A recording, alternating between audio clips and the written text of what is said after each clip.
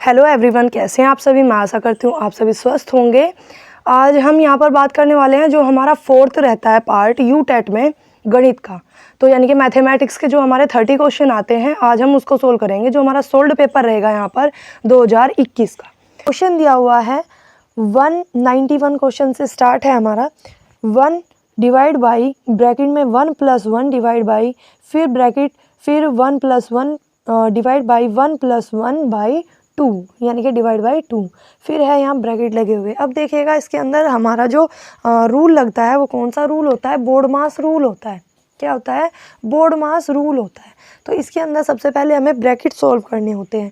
तो अगर मैं यहाँ देखूँ इसमें, तो अभी हम ऐसे ही चलेंगे कि 1 डिवाइड बाई 1 + 1 डिवाइड बाई, ये ब्रैकेट में ही रहेगा हमारा यहाँ पर 1 + 1 फिर डिवाइड बाई, यहाँ पर क्या आएगा 1 और प्लस 1 के डिवाइड में क्या है 2, तो मैंने इसको लिख दिया 1 डिवाइड बाई 2 लिख दिया। अब देखिएगा यहाँ पर नेक्स्ट, तो अगर मैं इसको आगे सोल्व करूँ तो 1 divide by 1 + 1 divide by 1 + 1 divide by, और यहाँ पर हम क्या लेंगे, इसके अंदर एलसीएम लेंगे। क्या लेंगे? एलसीएम लेंगे, यानी कि 1 में मानकर यहाँ एलसीएम लेंगे तो 2 और 1 का जो एलसीएम आता है वो कितना आता है? 2 आता है। ठीक है, फिर देखिएगा इसको यहाँ पर, तो यहाँ क्या करेंगे हम, इसमें 1 2 जा 2 और 2 1 जा 2। अब इनकी क्या कर देंगे? मल्टीप्लाई, तो 2 1 जा 2 आया और +1 1 जा 1 आया। फिर देखिएगा 1 divide by 1 + 1 divide by 1 + 1 divide by 2 और 1 3/2। क्या आया? 3/2। यहाँ तक आपको समझ आया होगा। आगे देखिएगा फिर यहाँ 1 + 1 डिवाइड 1 + 1 फिर डिवाइड यहाँ 1 प्लस, अब देखिएगा यहाँ 1 के डिवाइड में क्या है? 3/2। तो जब हमारा डिवाइड का चिन्ह होता है तो हम क्या करते हैं, जब हमारा फ्रैक्शन दिया हो यानी कि भिन्न दी हो, तो इसमें हम जो हमारी नीचे डिजिट होती है यानी कि हर को ऊपर ले जाते हैं और अंश को नीचे ले आते हैं मल्टीप्लाई का चिन्ह लगाकर। तो हम यहाँ पर क्या करेंगे? 1 × 2/3 हो जाएगा हमारा। फिर देखिएगा नेक्स्ट लाइन में, तो 1 डिवाइड बाई 1 + 1 डिवाइड बाई, यहाँ पर आ जाएगा 1 प्लस, तो 1 की अगर मैं 2/3 में मल्टीप्लाई करूँ तो क्या आएगा? 2/3 आएगा। ये हो गया यहाँ से। फिर नेक्स्ट देखिएगा 1 डिवाइड बाई 1 + 1 डिवाइड बाई, और यहाँ से आएगा, यहाँ भी ऐसे ही करेंगे, इसको क्या मान लेंगे? यहाँ 1 मान लेंगे, तो यहाँ पर कितना आएगा हमारा? तो यहाँ पर क्या आएगा? 1 3 जा 3 और 3 1 जा 3, तो यहाँ आएगा 3 + 2। तो फिर नेक्स्ट लाइन में देखेंगे 1 डिवाइड बाई 1 + 1 डिवाइड बाई, यहाँ आएगा 3 और 2 5/3, ये आ गया। फिर ऐसे ही करेंगे, यहाँ पर डिवाइड है तो 1 डिवाइड बाई 1 + 1 डिवाइड बाई, अब ये मल्टीप्लाई में आ जाएगा और मल्टीप्लाई में नीचे वाले को ऊपर और ऊपर वाले को नीचे ले जाएंगे, 5 नीचे, तो क्या आएगा? 3 ऊपर 5 नीचे, यानी कि यहाँ पर आएगा 5/3, तो हम इसको उल्टा करके क्या लिखेंगे? 3/5 लिखेंगे। तो इधर ये आया हमारा। अब देखिएगा इसका एलसीएम लेंगे यहाँ 1 मानकर ऐसे ही, तो यहाँ पर हमारा क्या आ जाएगा? 1 डिवाइड बाई, और यहाँ नीचे आ जाएगा 5 और 1 5 जा 5 और 5 1 जा 5, तो 5 की 1 में करेंगे तो 5 + 3, तो कितना आया? 1 डिवाइड बाई 8/5। तो अब इसको मल्टीप्लाई में ले जाएं, 1 × 5/8, तो आंसर क्या आएगा? 5/8 दिस आंसर। क्या आया यहाँ से? 5/8 हमारा क्या आया? आंसर। आई होप, मैं आशा करती हूँ आपको ये क्वेश्चन समझ आया होगा। मैंने इसको बिल्कुल आसान तरीके से यानी कि सोल्व करते हुए किया है। अब देखिएगा तो आंसर क्या आता है हमारा? 5/8 आया। ठीक है, फिर देखिएगा यहाँ पर नेक्स्ट क्वेश्चन हमारा, आप क्वेश्चनों को मेरे साथ साथ यहाँ करते हुए चलिएगा। जिससे कि आपको समझ भी आए और आंसर का पता चले कि कैसे आया है। फिर देखिएगा यहाँ पर नेक्स्ट, तो नेक्स्ट है हमारा 92 के अंदर क्या दिया है हमें, रुपये 1 पर 1 माह का साधारण ब्याज 1 पैसा है तो वार्षिक दर प्रतिशत क्या होगी। तो सबसे पहले तो यहाँ हमारा जो साधारण ब्याज का फॉर्मूला होता है, बात करूँ मैं साधारण ब्याज का जो फॉर्मूला है वो मूलधन गुणा दर और गुणा समय, और बटे में क्या होता है 100। ठीक है, अब देखिएगा यहाँ इसमें निकालना क्या है, दर निकालनी है। क्या निकालनी है, दर निकालनी है। तो अब देखिएगा यहाँ, अब इसके अंदर अगर मैं बात करूँ तो मूलधन कितना दिया हुआ है, यानी कि अगर मैं मूलधन की बात करूँ तो कितना दिया है, 1 दिया है, 1 रुपया दिया है।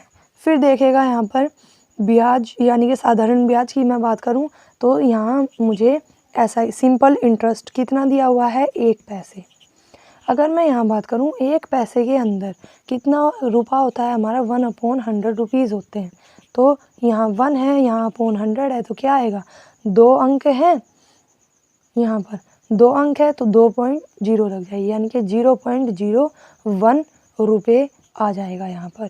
फिर देखिएगा अब इसके अंदर रखते हैं यहाँ, तो SI बराबर मूलधन हमारा कितना है 1, दर हमें निकालनी है, और समय कितना दिया हुआ है यहाँ पर 1 माह। क्या दिया हुआ है, 1 माह, यानी कि अगर मैं यहाँ समय की बात करूँ तो 1 माह के अंदर,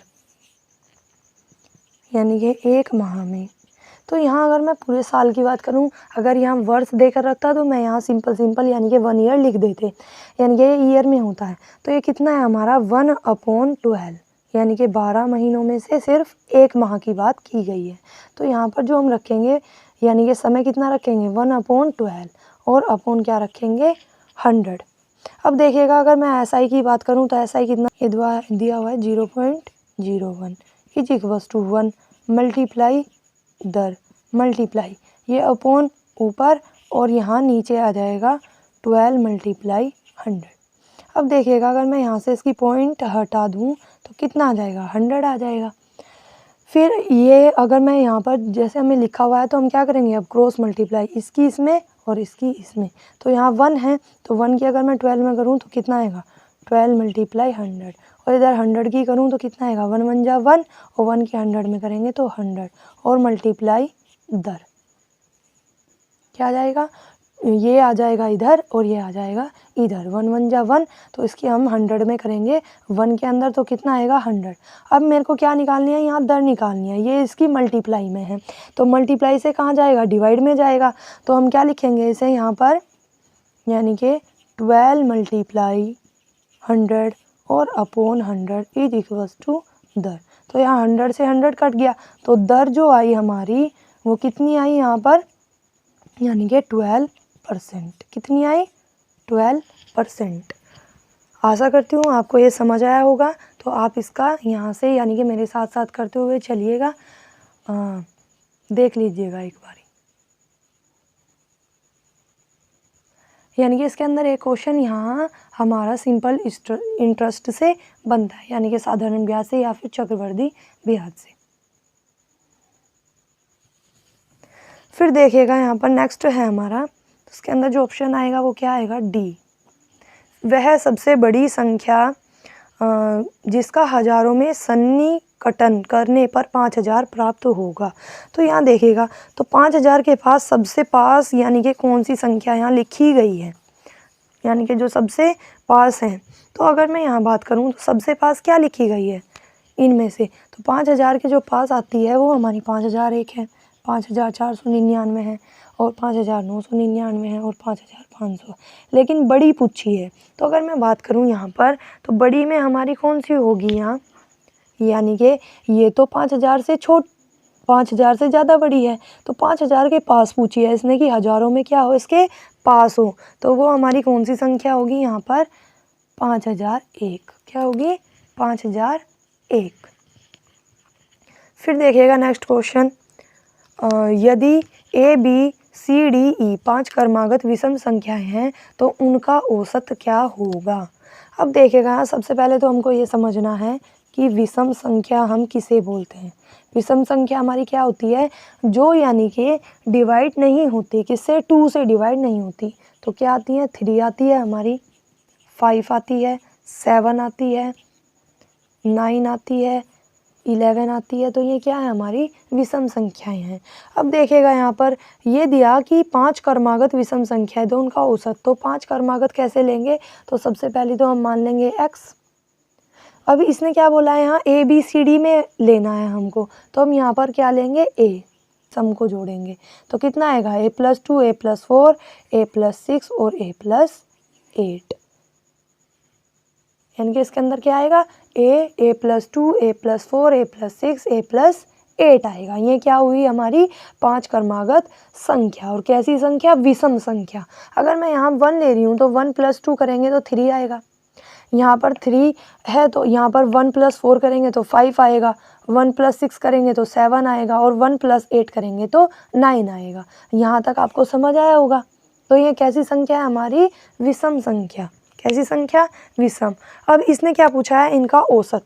तो यहाँ औसत कैसे निकाल लेंगे हम। औसत का जो फॉर्मूला होता है वो होता है कि यानी कि पदों की संख्या का योग और बटे कुल पद। तो अगर मैं कुल पद की बात करूँ यानी कि कुल संख्या की बात करूँ, 1 2 3 4 5, तो कितनी है, 5 है। तो और इन सभी का योग, तो यहाँ लिख देंगे a + a+2 + a+4 + a+6 + a+8।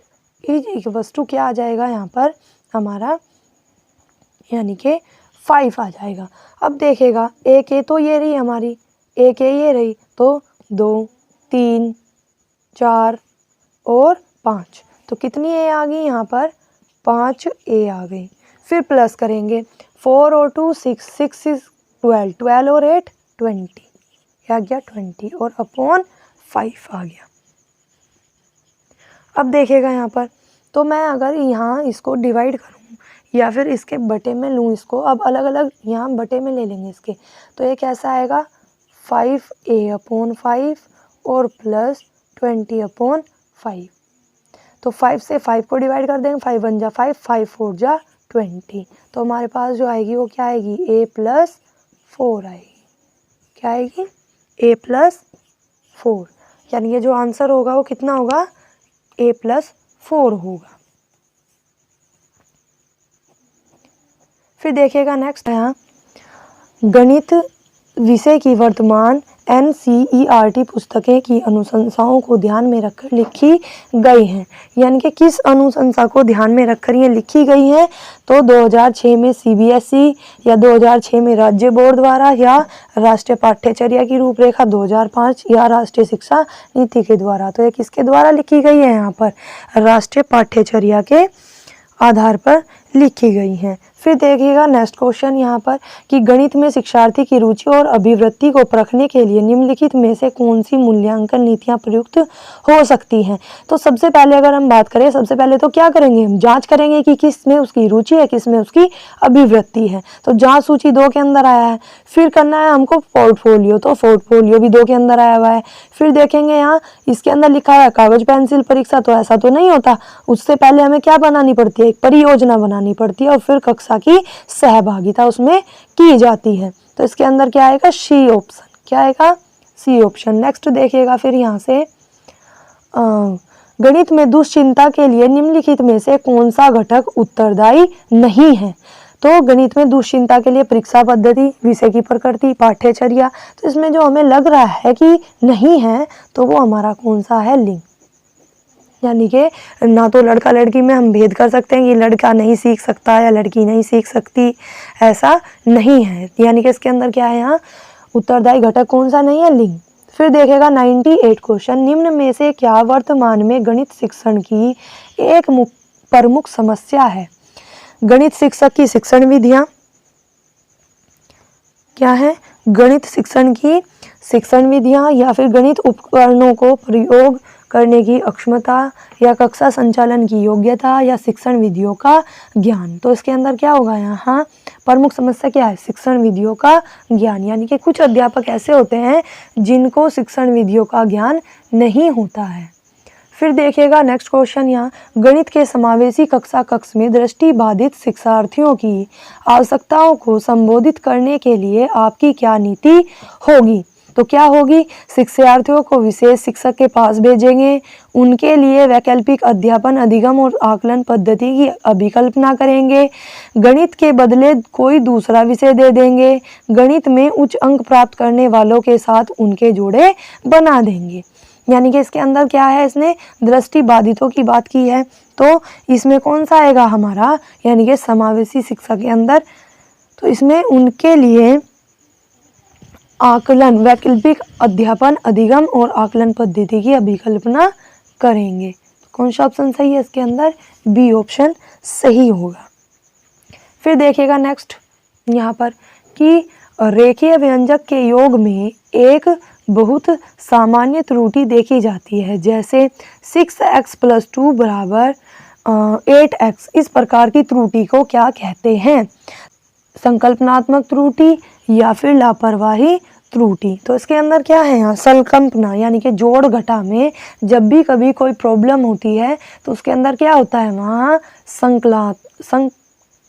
कल्पनात्मक त्रुटि होती है, यानी कि वहाँ पर संकलन करना नहीं आता।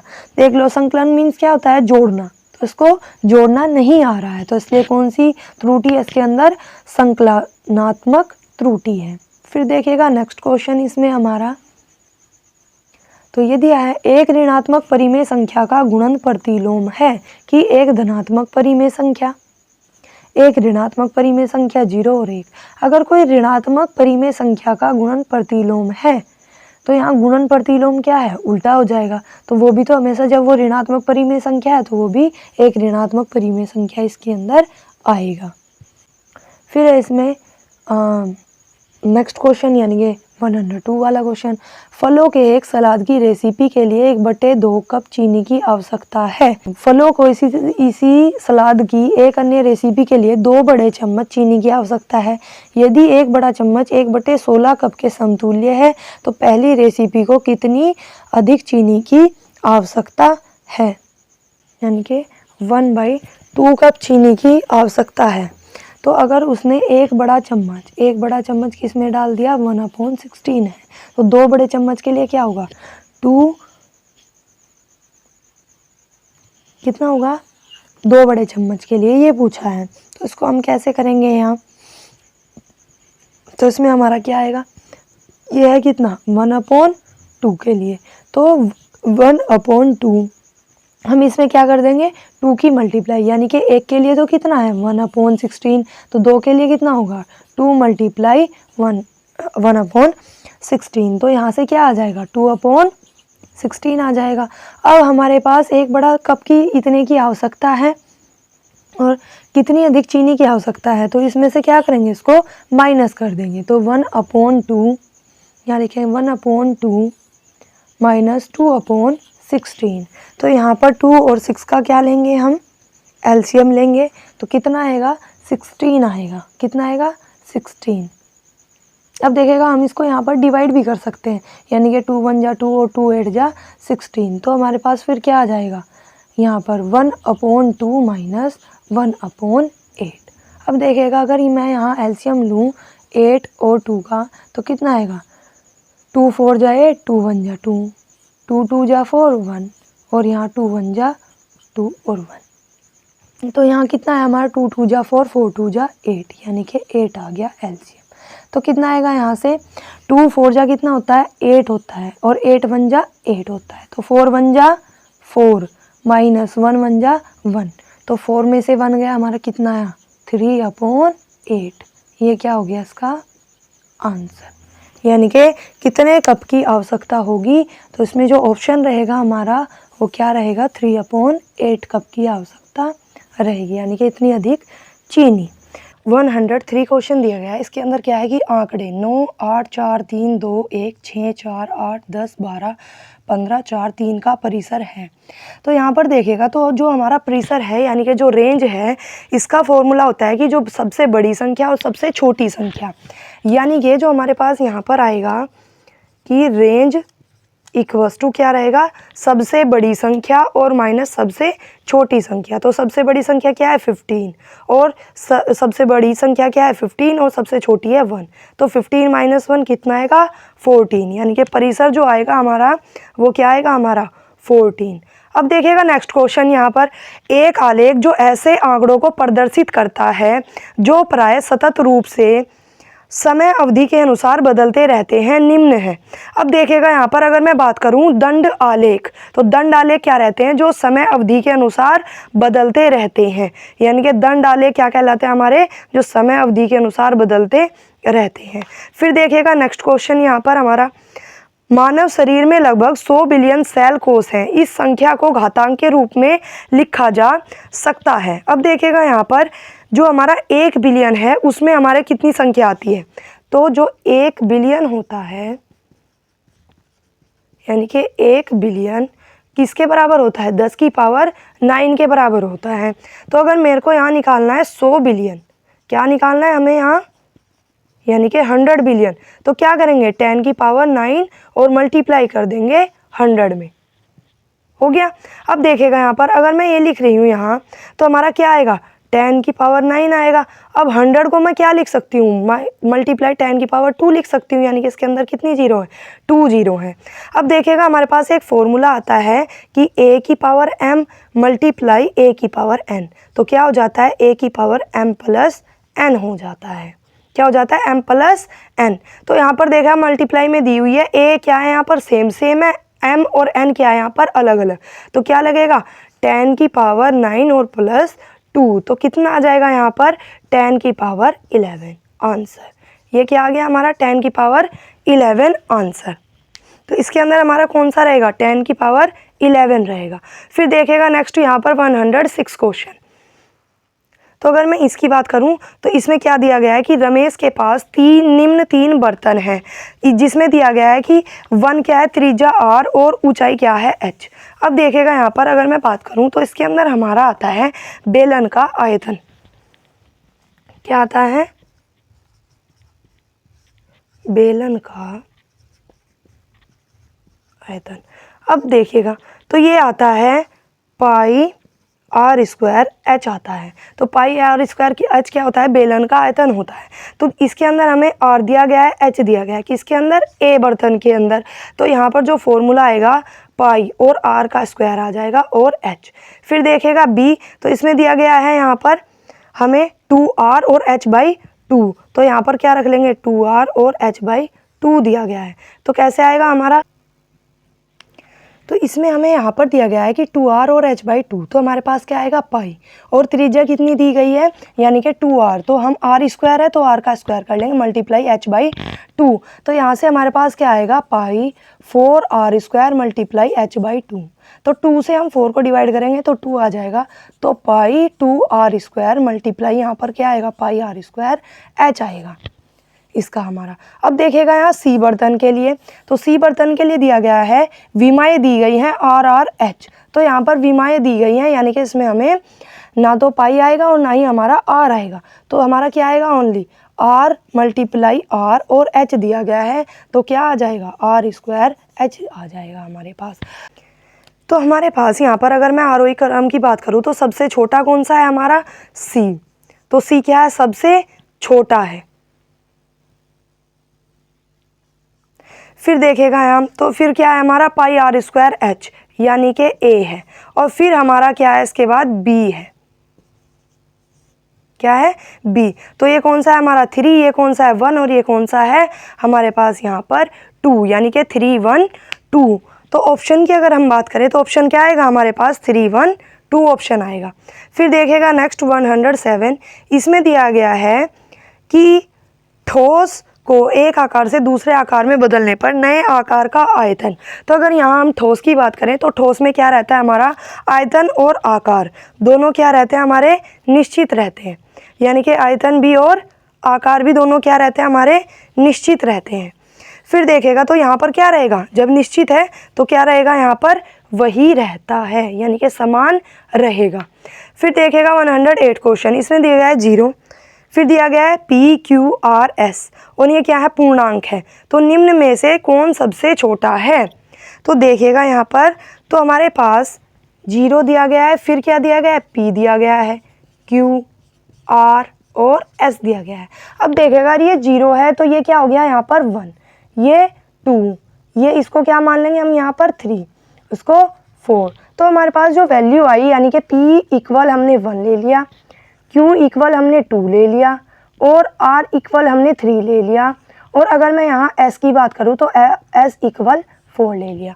अब देखेगा यहाँ पर 4 ऑप्शन दिए गए हैं, यानी कि इसमें A ऑप्शन दिया गया है P प्लस Q और R प्लस S दिया गया है। क्या दिया गया है, P प्लस Q और R प्लस S दिया गया है। अब देखेगा यहाँ पर तो इक्वल, तो अगर मैं यहाँ बात करूँ तो हमारा P का वैल्यू कितना है 1, Q का वैल्यू कितना है 2 और R का वैल्यू कितना है 3 और S का वैल्यू कितना है 4। तो 2 और 1 3, 4 और 3 7, ठीक है।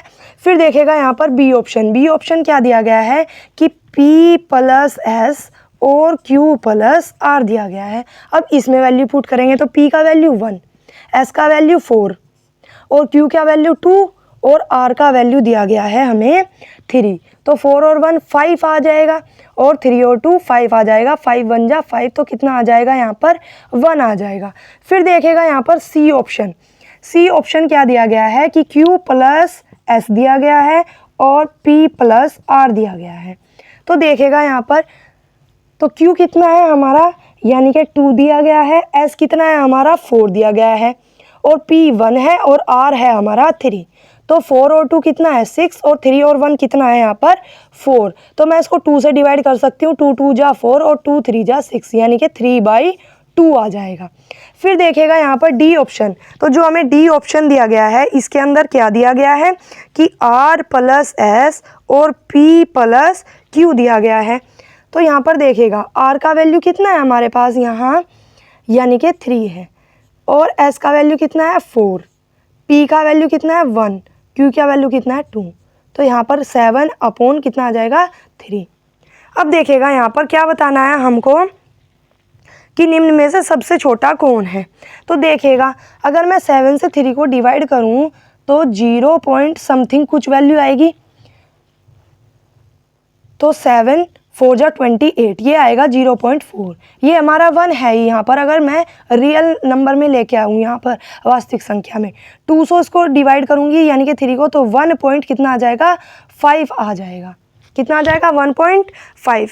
अगर मैं 3 से डिवाइड करूँ तो कितना आ जाएगा 3 2 जा 6 और पॉइंट समथिंग यानी कि 3 3 जा 9। तो यहाँ पर देखेगा ये 2 है, ये 1.5 है, ये 1 है और ये है हमारा 0.4। तो ये हमारी क्या रहेगी यहाँ पर ए ऑप्शन, यानी कि सबसे छोटे वाली संख्या रहेगी। तो यहाँ पर ए क्या है हमारा P plus Q R plus Q क्या है यहाँ सबसे छोटा है, क्या है यहाँ सबसे छोटा।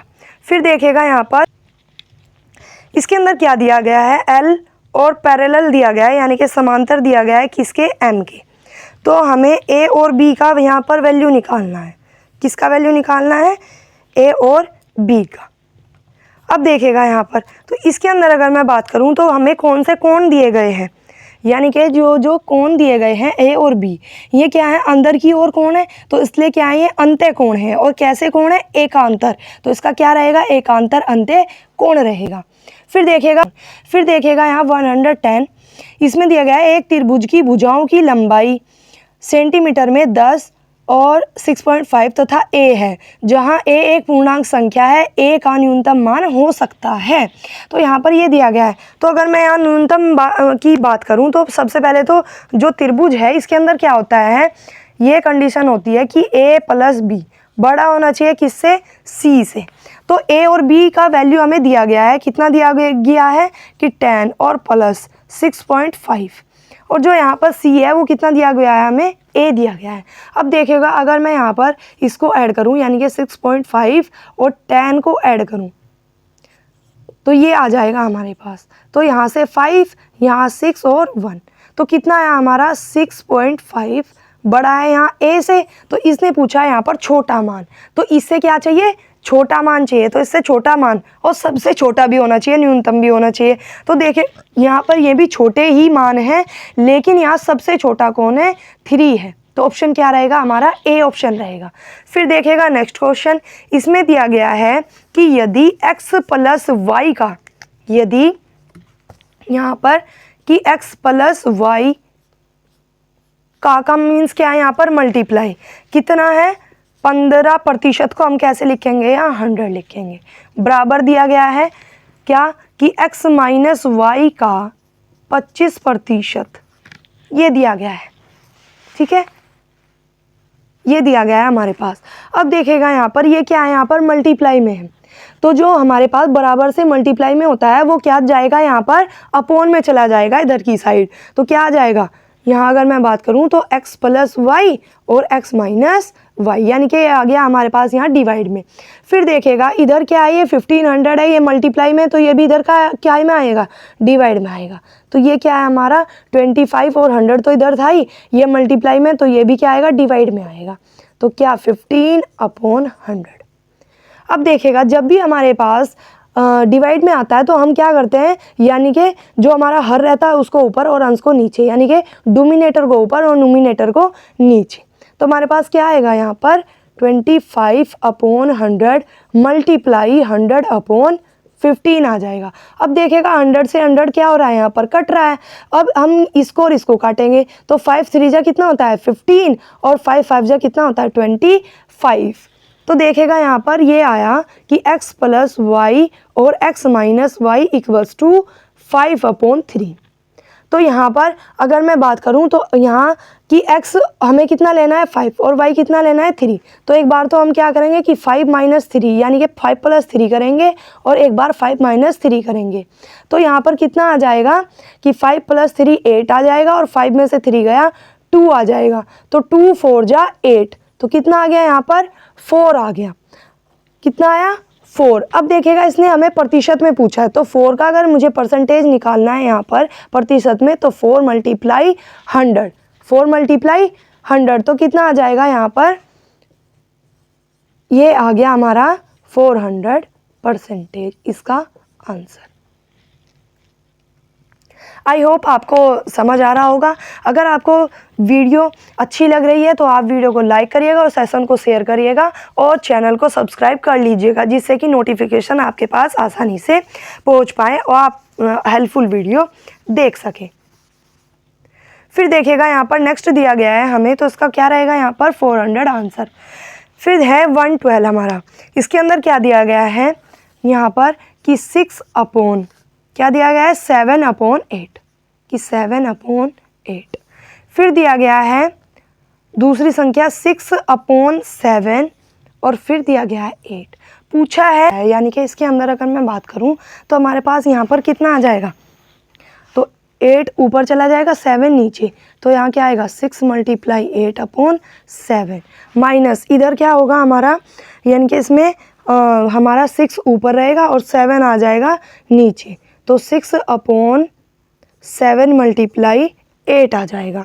तो अब देखेगा इसको यहाँ, तो 6 की मल्टीप्लाई 8 में करेंगे तो कितना आ जाएगा 48/7 माइनस यहाँ 6 और यहाँ पर कितना आ जाएगा 56 आ जाएगा। अब इसका एलसीएम ले लेंगे तो यहाँ पर कितना आ जाएगा 56 ही आ जाएगा। अब यहाँ 7 8 जा कितना होता है 56 और 56 1 जा कितना होता है 56। अब 8 की यहाँ 48 में मल्टीप्लाई करेंगे तो कितना आएगा 384 आएगा। फिर यहाँ -6 1 जा 6 आ गया, ठीक है। अब देखेगा यहाँ पर अगर मैं इसको सोल्व करूँ तो 384 में से 6 को अगर मैं माइनस करूँ तो यहाँ पर कितना आएगा 378 आ जाएगा और अपॉन 56 आ जाएगा। अब देखेगा अगर मैं 56 से इसको डिवाइड करूँ तो 56 2 जा कितना होता है हमारे पास 56 6 जा पढ़ेंगे हम इसको तो कितना आ जाएगा 326 आ जाएगा, यानी कि 66 में अगर हम 56 में यहाँ 6 की मल्टीप्लाई करें 6 6 जा 36 का 6 कैरीज 3 और 6 5 जा 30 30 और 3 कितना आ गया हमारे पास यहाँ 33। तो अब देखिएगा यहाँ पर हमारे पास 56 आ गया और यहाँ पर 6 बार हम टेबल पढ़ेंगे और इसको क्या लिखेंगे यहाँ पर 42 लिखेंगे। कितना लिखेंगे 42। अब देखिएगा ये हमारा यहाँ डिवाइड हो जाता है 2 से, तो 2 से अगर मैं डिवाइड करूँ तो ये कितना आ जाएगा हमारा यहाँ 7 से अगर हम कर ले तो 7 के टेबल में भी ये दोनों ही आते हैं। तो यहाँ 7 से 42 को अगर मैं डिवाइड करूँ तो 7 6 जा 42 और 7 8 जा कितना आ गया हमारा 7 8 जा 56। अब देखिएगा तो यहाँ 2 से डिवाइड कर ले तो 2 3 जा 6 और 2 4 जा 8, तो कितना आ गया ये इधर 6 3/4। ये आ गया हमारा आंसर। क्या आएगा इसमें 3 यानी कि 6 3/4 आंसर आएगा इसका। फिर देखेगा यहाँ पर नेक्स्ट क्वेश्चन है हमारा, तो इसमें देखेगा यहाँ यदि एक त्रिभुज की भुजाएं दी गई हैं, कितनी है यहाँ पर कि 3 अनुपात में है कितना 1 1 अनुपात 1/4। फिर है यहाँ पर 3 सही 1/4 के अनुपात में है। तो त्रिभुज के समकोण बताना है कि ये समकोण है, अधिकोण है या फिर द्विकोण त्रिभुज है या फिर समद्विबाहु त्रिभुज है। अब देखिएगा तो यहाँ पर क्या है 3 अनुपात 1 1/3 1/4। तो इसमें हमारा क्या आएगा यहाँ पर 3 अनुपात 4 1 जा 4 और 1 5 5/4। फिर अनुपात 3 4 जा कितना होता है 12 और 1 कितना है हमारा यहाँ पर यानी कि 13/4। अब देखेगा यहाँ अब ये वाला जो 4 है ये अपोन में दिया गया है तो इसको हम मल्टीप्लाई में ले जाएंगे। तो 4 3 जा 12 अनुपात 15 और अनुपात 13, तो ये आ गया हमारा। अब देखिएगा इसके अंदर हमारा फॉर्मूला लगेगा जब भी हमें यानी कि समकोण निकालना हो या विषमकोण निकालना हो तो हम पाइथागोरस प्रमेय लगा लेते हैं। तो पाइथागोरस प्रमेय क्या होती है हमारी कि कर्ण का स्क्वायर इक्वल्स टू आधार का स्क्वायर और प्लस लंब का स्क्वायर। ठीक है, अब देखिएगा यहाँ पर तो कर्ण की बात करूँ तो कर्ण कितना दिया गया है यानी कि कर्ण हम यहाँ पर निकाल लेंगे। तो आधार को हमने माना यहाँ 12 इसका स्क्वायर प्लस लंबाई कितनी है 5 का स्क्वायर, तो इसके इक्वल लेके आना है ये। तो 12 का करेंगे तो कितना आ जाएगा 144 प्लस 5 का करेंगे 25, तो इसको ऐड करेंगे तो कितना आ गया 169। अब देखिएगा इधर क्या है यहाँ कर्ण का स्क्वायर, तो अगर मेरे को यहाँ कर्ण निकालना है तो कितना आएगा यहाँ इसको हम लिख लेंगे अंडर रूट में 169 और ये किसका होता है 13 का। तो यहाँ यानी कि तीसरी के इक्वल आ रहा है, बराबर आ रहा है यहाँ पर थर्ड के। तो ये क्या है एक समकोण त्रिभुज है। क्या है ये एक समकोण त्रिभुज है। फिर देखेगा यहाँ नेक्स्ट यदि ABCD एक चक्रीय चतुर्भुज हो जिसमें A का मान ये दिया गया है 4x और B का मान 7x दिया गया है और C का मान 5y दिया गया है, तो यहाँ पर D दिया गया है y, तो तब x और y का यहाँ पर क्या निकालना है हमें मान निकालना है। अब देखेगा यहाँ अगर मैं चक्रीय चतुर्भुज की बात करूँ ये कैसा होता है, तो चक्रीय चतुर्भुज हमारा कैसा होता है ये हो गया गोल, इसके अंदर यहाँ क्या बनता है यहाँ चतुर्भुज बनता है, ये C और ये D। तो अगर मैं A की बात करूँ तो A कितना दिया गया है यहाँ पर 4x दिया गया है और B की बात करूँ तो 7x दिया गया है और C की बात करूँ तो C हमारा कितना दिया गया है 5y और D है यहाँ पर x। अब देखेगा यहाँ पर चतुर्भुज के अंदर क्या होता है विकर्ण, क्या होते हैं विकर्ण होते हैं। तो A इक्वल किसके है यहाँ पर C के, यानी कि विकर्ण के योग। किसी भी चतुर्भुज में विकर्ण का योग कितना होता है A और प्लस कोण C इक्वल्स टू 180 होता है। तो ऐसे यहाँ पर B और D भी हमारा कितना होगा 180, यानी कि कोण D और प्लस कोण B इक्वल टू 180। ठीक है, अब देखेगा यहाँ पर मान रख लीजिएगा। तो A का मान कितना है 4x प्लस C का मान कितना है 5y इज इक्वल्स टू 180 आ जाएगा। ठीक है, अब इसको हम क्या मान लेंगे यहाँ यानी कि इक्वेशन नंबर 1। फिर देखेगा यहाँ सेकंड में D को रख लेंगे y plus 7x is equals to 180 degree. ये कितना आ गया यहाँ पर इक्वेशन नंबर 2 आ गई हमारी। तो अब हम ये 180 क्या है दोनों इक्वल है, तो इस इक्वेशन को क्या कर लेंगे हम इक्वल रख लेंगे। क्या कर लेंगे इक्वल रख लेंगे। क्या आ जाएगा 4x plus 5y is equals to y plus 7x, ये आ गया। अब देखिएगा x को मैं इधर ले जाऊंगी और y को इधर, तो हमारे पास क्या आ जाएगा 5y माइनस वाई, ये इधर प्लस की है तो इक्वल से इधर माइनस की जाएगी, फिर इक्वल यहाँ पर कितना आ जाएगा 7x, और ये क्या है 4x, ये इधर प्लस का है तो इधर माइनस का 4x आ जाएगा। तो 5y में से y गया तो कितना आया 4y, और यहाँ पर 7 में से हमारा 4 गया तो कितना आ गया यहाँ पर 3x आ गया। तो अब मेरे को x अपॉन वाई निकालना है, तो कितना आएगा यहाँ 3 आ जाएगा नीचे, तो 4/3, और यहाँ पर क्या आ जाएगा x अपॉन वाई। तो कितना आया यहाँ, यानी कि 4:3। कितना आया 4:3, इसका आंसर आ गया हमारे पास। आई होप आपको समझ आ रहा होगा सब कुछ। तो आप वीडियो को लाइक करते रहिएगा और शेयर करते रहिएगा। तो इसका आंसर जो हमारा रहेगा वो क्या रहेगा 4:3 रहेगा। अब देखिएगा यहाँ पर नेक्स्ट क्वेश्चन हमारा 115। इसके अंदर देखिएगा यहाँ पर कि चित्र में दिए गए ठोस का नाम है।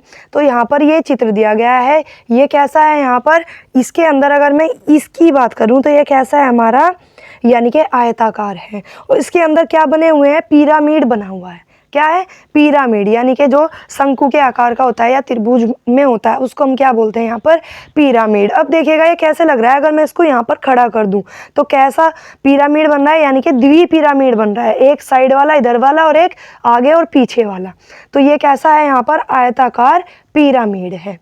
फिर देखिएगा नेक्स्ट क्वेश्चन हमारा 116। यहाँ पर एक व्यक्ति 1 किलोमीटर की दूरी को 20 घंटों में तय करता है, तो उसके द्वारा 200 मीटर की दूरी तय करने में लगा समय क्या होगा। अब देखिए ये फॉर्मूला है चाल बराबर दूरी बटे समय। तो यहाँ पर अगर मैं दूरी की और समय की बात करूँ तो यहाँ कितनी दी गई है, फर्स्ट में हमें कि 1 किलोमीटर, कितनी दी गई है 1 किलोमीटर बटे कितना दिया गया है 20 घंटे, कितना दिया गया है 20 घंटे। अब देखिएगा नेक्स्ट की अगर मैं बात करूँ तो इसके अंदर दूरी कितनी दी गई है, हमें 200 मीटर दी गई है।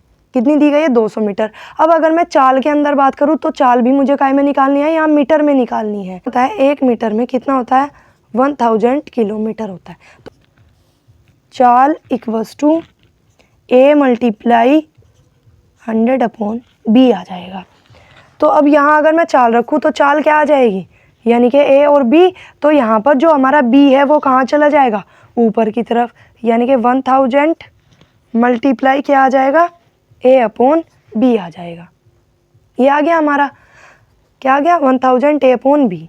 अब देखेगा यहाँ पर तो ये कितना है, अब ये B यहाँ नीचे है तो ये कहाँ चला जाएगा ऊपर मल्टीप्लाई में, और ये यहाँ मीटर है। फिर देखेगा यहाँ आ गया 1000 और मल्टीप्लाई A आ गया। तो यहाँ देखेगा 2 0 से 2 0 कैंसिल, तो 2 5 जा 10।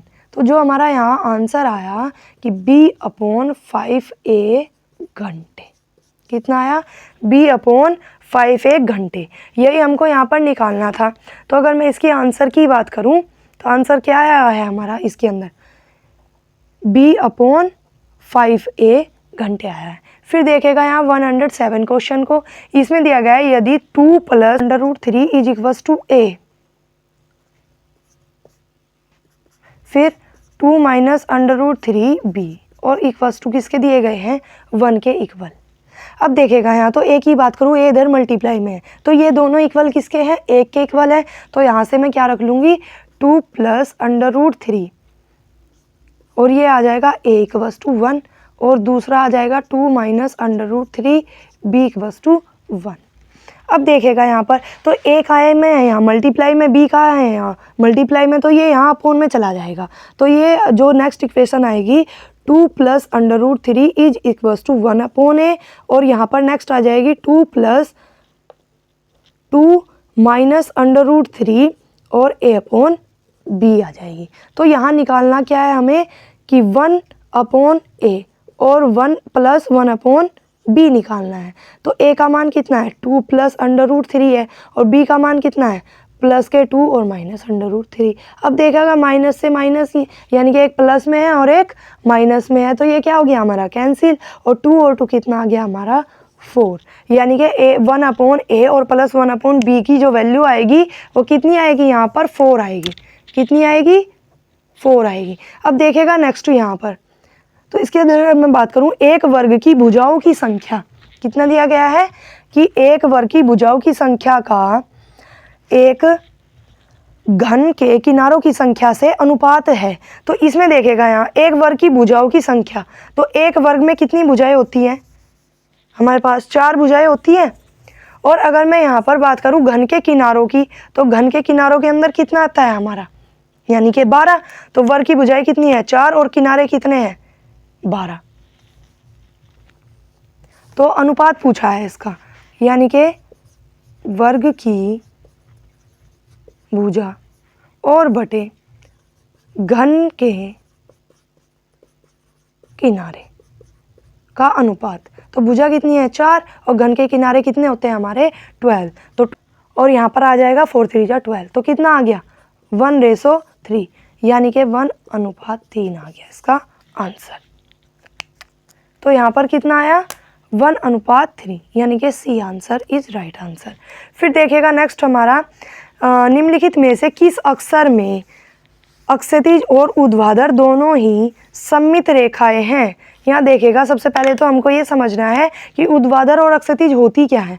ऊर्ध्वाधर होती है हमारी खड़ी लाइन और अक्षैतिज होती है हमारी पड़ी हुई लाइन। तो ये किस कौन से, यानी कि कौन से अक्षर में खींची जा सकती है। तो अगर मैं अक्ष की बात करूँ, एक्स दिया गया है, ई दिया गया है, और के और एम दिया गया है, के और एम। अब देखेगा यहाँ पर तो हमें ऊर्ध्वाधर भी खींचनी है और अक्षैतिज भी खींचना है। यहाँ पर एक्स है, क्या है, एक्स। तो इसके अंदर यानी कि अक्षैतिज और ऊर्ध्वाधर दोनों है, तो वो क्या है हमारा एक्स है। तो यहाँ पर जो आंसर आएगा वो क्या आएगा, एक्स आंसर आएगा।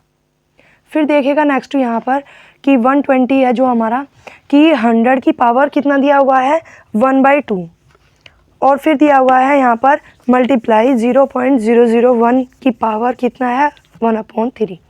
तो देखेगा यहाँ पर 100 की पावर 1/2 मल्टीप्लाई 0.001 की पावर 1/3 माइनस 0.0016 की पावर 1/4 और मल्टीप्लाई 3 की पावर 0 और प्लस 5/4 का इन्वर्स। तो अब देखेगा यहाँ, तो इसको मैं क्या लिख सकती हूँ, यहाँ 10 की पावर 2 लिख सकती हूँ। तो यहाँ 10 की पावर 2 की पावर 1/2। फिर देखेगा यहाँ नेक्स्ट हमारा, तो मैं इसको यहाँ अगर मैं इसकी यहाँ से पॉइंट हटाऊँ तो मेरे पास कितना आएगा 1/, कितना आ जाएगा 1 2 3, यानी कि 1 2 3 0 आ जाएंगी। फिर देखेगा यहाँ पर नेक्स्ट माइनस, यहाँ कितना है ये 0 पॉइंट, तो अगर मैं इसकी हटाऊँ तो यहाँ पर कितना आ जाएगा, और इसकी पावर रहेगा 1/3। अब ये देखेगा तो 16/1 2 3 4, तो कितना आ जाएगा यहाँ पर 40, और इसकी पावर क्या रहेगी 1/4 प्लस यानी कि मल्टीप्लाई, तो 3 की पावर क्या है 0, जिसकी पावर 0 होती है तो उसका मान कितना होता है 1। फिर प्लस ये इन्वर्स में दिया गया है, तो इन्वर्स में क्या होता है कि ऊपर वाली संख्या नीचे आ जाती है और नीचे वाली ऊपर चली जाती है, तो 4/5 आ गया। फिर देखेगा नेक्स्ट यहाँ पर, तो ये तो 10 की पावर 4 है यानी कि 2 है, तो 10 की पावर 2 मल्टीप्लाई 1/2 आ गया। फिर यहाँ पर देखेगा 1/, ये 10 की पावर 3 लिख सकती हूँ मैं, इसको 10 की पावर 3 लिख सकते हैं 1 2 3, और इसकी पावर भी कितनी दी गई है 1/3। फिर माइनस यहाँ पर कितना है 16, तो 16 को मैं यहाँ पर क्या लिख सकती हूँ 2 की पावर 4 लिख सकती हूँ, यानी कि 2 की हम 4 बार करेंगे डिवाइड मल्टीप्लाई, तो 2 मल्टीप्लाई 2 मल्टीप्लाई 2 मल्टीप्लाई 2, तो कितना आएगा 2 2 जा 4 4 2 जा 8 8 2 जा 16 आएगा। तो 2 की पावर कितना हो रहा है यहाँ 4 हो रहा है, ठीक है। फिर देखेगा यहाँ पर, तो अगर मैं नीचे देखूँ तो नीचे क्या आ रहा है हमारा, यानी कि 10 की पावर भी 4 आ रही है, और इसकी पावर पूरी की पावर कितनी है 1/4 है। फिर देखेगा यहाँ तो मल्टीप्लाई क्या हो रखा है यहाँ पर 1 हो रखा है 1, और प्लस 4/5 हो रखा है। फिर देखेगा नेक्स्ट, तो यहाँ पर 2 से 2 डिवाइड, तो यहाँ कितना आया 10, फिर यहाँ मल्टीप्लाई। अब यहाँ 1 की पावर 1/3 लिखेंगे तो 1 की पावर 1 ही रहेगी, और 10 की पावर ऐसे ही लिखेंगे यहाँ पर 10, तो यहाँ पर कितना आ जाएगा 3 मल्टीप्लाई 1/3, तो 3 से 3 डिवाइड। फिर माइनस यहाँ 2 की पावर को 4 ऐसे लिखेंगे, 2 की पावर 4 मल्टीप्लाई 1/4, नीचे भी ऐसे 10 की पावर 4 मल्टीप्लाई 1/4 मल्टीप्लाई 1 प्लस 4/5, ठीक है।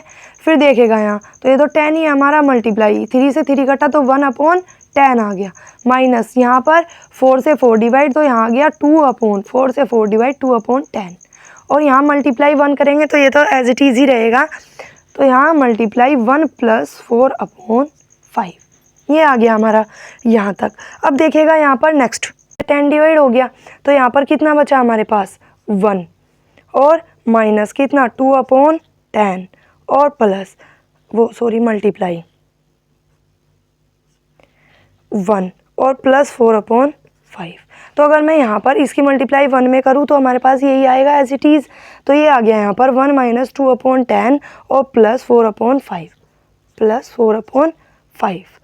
ठीक है। अब देखिएगा यहाँ, तो मैं यहाँ पर 1 ले लिया इसके नीचे, तो यहाँ अगर मैं इसका एलसीएम निकालूँ 10 और 5 का तो कितना आएगा 10 आएगा। अब 1 10 जा 10 होता है, फिर यहाँ 10 1 जा 10 होता है, और 5 2 जा 10 होता है। और अब इसकी कर लेते हैं यहाँ पर मल्टीप्लाई, तो यहाँ 10 1 जा 10 आएगा, माइनस 2 1 जा 2 आएगा, प्लस 4 2 जा 8 आएगा।